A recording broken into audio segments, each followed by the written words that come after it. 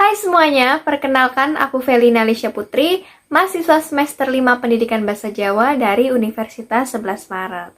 Nah, di sini aku juga mengambil mata kuliah jurnalistik lanjut. Nah, di mata kuliah ini aku dapat tugas dari dosen aku yaitu Pak Rohmadi. Tugas kali ini yaitu untuk mengkritiki sebuah media yang ada di internet. Media yang bakal aku kritiki ini yaitu media yang kalian semua juga mungkin sudah familiar. Nah, detik.com. Siapa sih yang nggak tahu sama media yang satu ini? Detik.com adalah sebuah portal web yang berisi tentang berita dan artikel daring di Indonesia. Server detik.com udah siap diakses pada tanggal 30 Mei 1998. Namun mulai daring secara menyeluruh pada tanggal 9 Juli 1998. Nah, di tanggal 9 Juli ini akhirnya menjadi hari lahirnya detik.com. Nah, detik.com ini didirikan oleh beberapa tokoh nih, salah satunya yaitu Budiono Darsono. Beliau adalah mantan wartawan di Detik.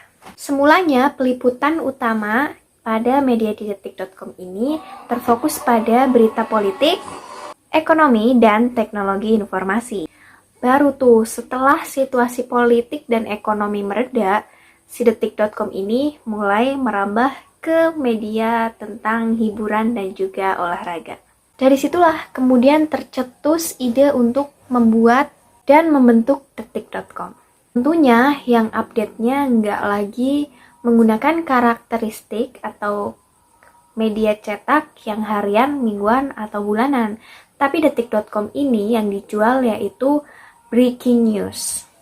Dengan bertumbuh pada vivid description, dengan macam ini, detik.com melesat dan menjadi situs informasi digital paling populer di kalangan user internet.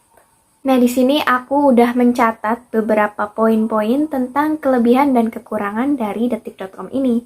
Sebagai sebuah media tentunya nggak luput ya dari yang namanya kekurangan dan juga kelebihan. Di sini aku bakal bahas kelebihannya terlebih dahulu. Kelebihan yang pertama, yaitu informasi yang cepat. Informasi yang cepat ini memberikan informasi yang didapat dari masyarakat. Dalam hal ini, update dilakukan dalam waktu 24 jam secara terus-menerus. Kelebihan yang kedua, berita yang dimuat, ditulis, mudah dipahami bahasanya oleh kita semua. Bahasa yang digunakan oleh detik.com ini adalah bahasa yang seperti kita gunakan seperti sehari-hari. Nggak pakai bahasa yang terlalu formal ataupun bahasa yang kurang enak. Yang ketiga, detik.com ini mudah diakses. Kalian bisa mengaksesnya lewat apa aja nih? Mau lewat handphone, lewat komputer, lewat laptop, kalian bisa mengaksesnya. Gampang banget. Yang keempat, memungkinkan interaksi pembaca melalui fasilitas forum pembaca, sehingga masing-masing bisa berdiskusi atas sebuah topik. Yang kelima, didukung oleh wartawan-wartawan yang memiliki tingkat profesionalitas tinggi, sehingga mampu menyajikan berita yang bermutu. Selain kelebihan-kelebihan tadi, tentunya ada juga kekurangan dari detik.com ini.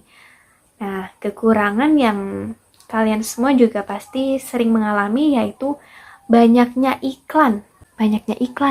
Nah, iklan ini biasanya muncul saat kita mengakses berita yang ada di detik.com ini. Biasanya kita mengakses berita, tetapi sebagian konten atau sebagian teks berita itu tertutup sama iklan. Nah, kalian juga nggak jarang dialihkan tuh ke server atau ke situs yang lainnya. Nah, di situ kita dibikin kesel tuh sama iklan-iklan itu.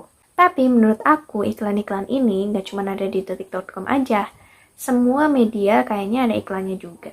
Nah, karena ini kekurangan yang cukup umum, jadi menurut aku not bad ya. Nah, itu dia kelebihan dan kekurangan dari media detik.com. Beberapa poin yang sudah aku catat, aku amati dari kelebihan dan kekurangan di media detik.com ini. Sampai jumpa!